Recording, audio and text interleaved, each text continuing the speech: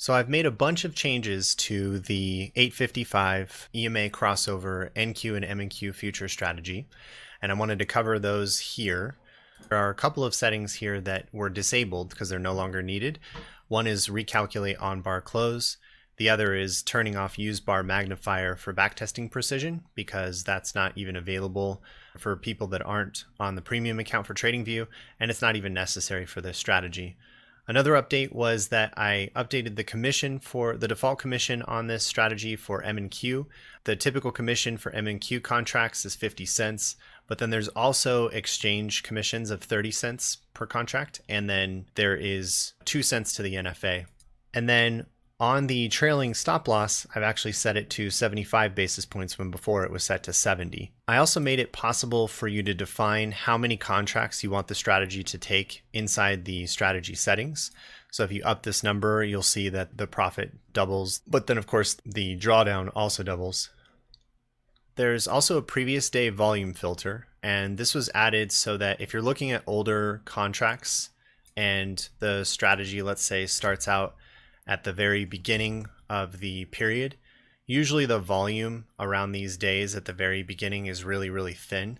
If I look at like MNQM, for example, which is the next contract coming up, the volume is really thin on these days. So if we look at the daily volume at the beginning, you can see here that the daily volume is maybe 1 or 2 contracts traded in a day, and things don't start picking up until the middle of December, when now there's 513 contracts, 866. Now it's a little bit bigger. So you can define what the minimum previous day's volume is before we start allowing the trades to take place. And this will make it to where we're not trying to trade in the backtest in a very thinly traded time period. So back on the 5-minute chart, if it's able to go back that far on the chart, using the strategy tester, we want to make sure that it's not including those low liquidity periods. There was also a repainting issue on the 15-minute 55 EMA. I'm going to show you a side-by-side here of the code. But in the first version of the code, there was a request.security function that asked for the close price on the 15-minute time period, and then it grabbed the EMA of that time period. One of our TradersPost users actually pointed this out, that actually causes repainting, and sure enough, that did show up back in December. I saw a trade come through, and so the solution to the problem, as counterintuitive as it sounds, is to take another EMA on the 5-minute, you put it on the 5-minute chart, but you multiply it by 3. In this case, we wanted the EMA length of the 15-minute chart, and so we just multiplied the number of bars by 3, and that gives us the confluence EMA that we're hoping for without having to use the request.security function, which also means that the current value is correct and it's not subject to repainting. There was also a condition problem in the code that waited 1 bar too long to take an entry, and it shows up down here towards the bottom. Originally, there was a condition here, L condition 3, to go long, and it was saying that the retest bars needed to be greater than 0 and less than 6. But really, we need this to say greater than or equal to 0, and then less than whatever your defined length is. This is still 6. But the greater than and equal part is pretty important, because that means that when the 55 EMA retest occurs right here, let's look at this one, for example. If this retest occurs and then we close above the 8 EMA, we want to take that trade immediately. We don't want to wait 1 extra bar. And so that condition was necessary to get into trades faster. And that did, of course, improve the performance slightly. There was also a filter I created for the short trades, which helped the shorts performance slightly. If I turn off longs and turn on shorts, I'll show you what I mean. Let's look at the continuous contract here. One of the things I noticed is that in many cases where we take a short that's in between the range of yesterday's high and low, that has a better chance of actually being a successful trade. But if we tried to take the short when it was below yesterday's low, those tended to reverse and go the opposite direction, because there's a lot of market support at the previous day's low. And so you can see here, for example, we tried to take a short below yesterday's low, which is this green line right here. And the very next day, even throughout the overnight session, the very next morning, we ended up seeing yesterday's low as support, and it ends up moving upward. And so many of the shorts were losing performance because they were trying to take the entry below yesterday's low. Another substantial improvement here is that we have message payloads that you normally add to your alerts, which tell TradersPost how your trades should be executed. But I have modified the code to build that payload for you. And it's part of this long alert message section of the code that tells TradersPost how to enter the position and the quantity to send over. And then another feature I'll show you in a minute here is to also attach the trailing stop to the broker. And putting this code into the strategy makes it to where when you go to create your alert, all you have to do is choose alert function calls only and make sure that it has your TradersPost webhook URL, and that's it. There's no need to actually put the JSON payload in here anymore because I handle that for you in the strategy. So let's talk about the trailing stop with your broker. We released this in our blog a few weeks back, where we now support adding trailing stops to our TradeStation integration. And of course, this will be supported with other brokers that have this ability. But when the order is placed to enter the position, you can also attach an order to set the trailing stop with a specific percentage or a specific dollar amount. And the settings for your strategy look like this. You can say trailing stop, I can trail by a specific percent or an amount. But what I want to be able to do is tell the broker that my trailing percentage is based on my strategy settings right here. So when I have all my settings correct and I've checked the box for attach broker trailing stop, I want to attach the trailing stop order with my entry. And so what's happening is when the alert takes place to enter the position, it's sending along this part of the JSON payload, which includes the stop loss key and then a type of trailing stop and a trail percent of 0.75. It says 1 here because this is just an example. What's happening here is if you have that checkbox to attach the trailing stop, then I'm including that part of the payload along with the trailing percent that you've defined in your strategy. And then that gets sent along over to TradersPost.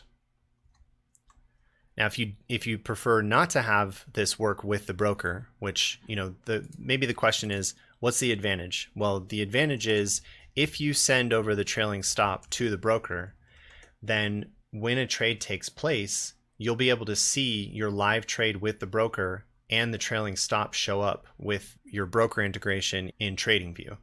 But also on your dashboard, you'll be able to see the trailing stop information connected to your order as well. One of the major advantages is that this trailing stop, when it's eventually tripped, it will occur faster because the order is with the broker, and there's no longer a delay that occurs from an alert in TradingView sending a signal to exit the position, and the time it takes to leave TradingView, get to TradersPost, and then execute the broker signal to exit the position. Instead, the broker now knows exactly when you want to exit, and this trailing stop gets executed faster. One thing to consider is that your strategy subscription settings need to be correct in order for these new features to work.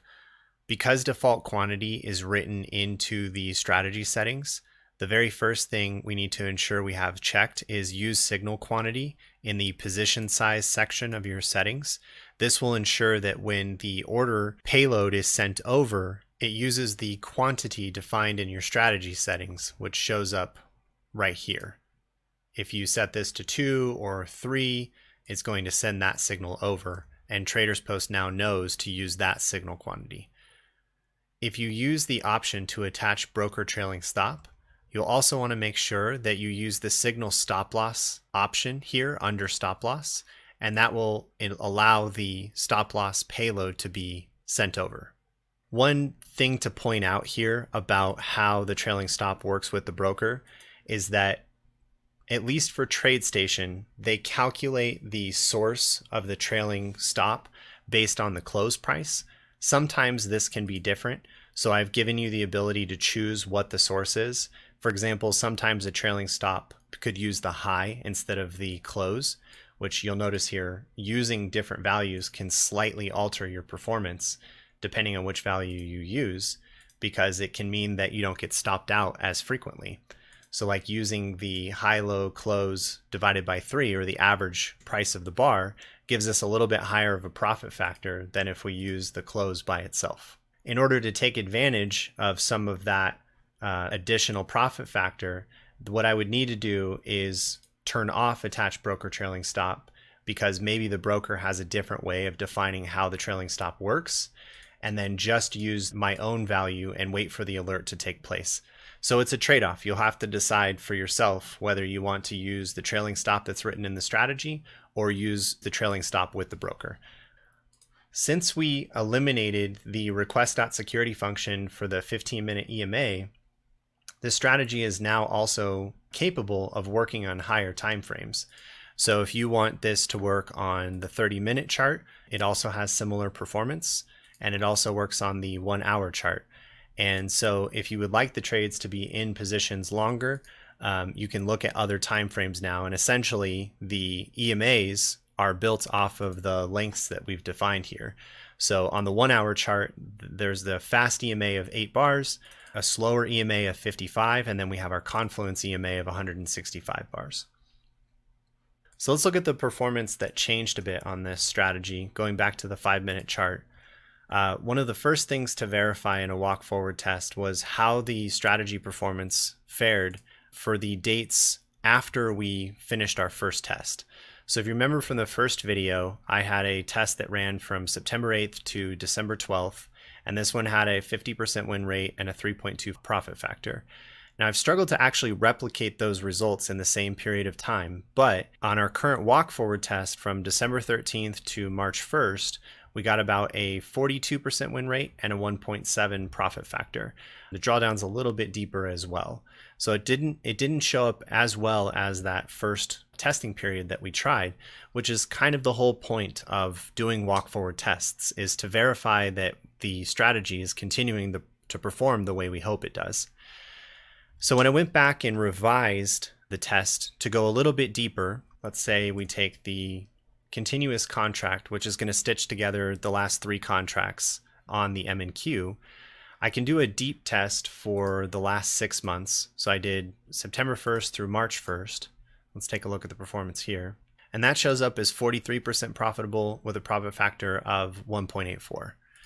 And this is based on using the HLC3 on my trailing stop, which, as we saw earlier, made a little bit of a difference in the performance. If I change this to close and then rerun the deep back test, it comes down just slightly on the profit factor. So there's a small advantage to using the HLC3 on the trailing stop. While I've been able to eke out a little bit of extra performance out of the short positions, they still aren't great enough for me to want to include in the strategy. But let's look at them independently. I have it set up with a 1% trailing stop. We can use HLC3 as the trailing stop for this as well. And just looking at the last 6 months again, let's look at how the shorts performed on their own. 40% profitable, but the profit factor is a little bit lower at 1.18.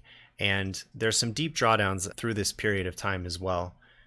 When I run them together, longs and shorts, using kind of the same HLC3 slight advantage, let's see what kind of performance we get there. So our absolute returns grow slightly. Percent profitable is about the same, and our profit factor is roughly the same. So they give some slight edge in terms, not even edge, I shouldn't say that. They give a slight improvement to the net profit, but no improvement to the edge.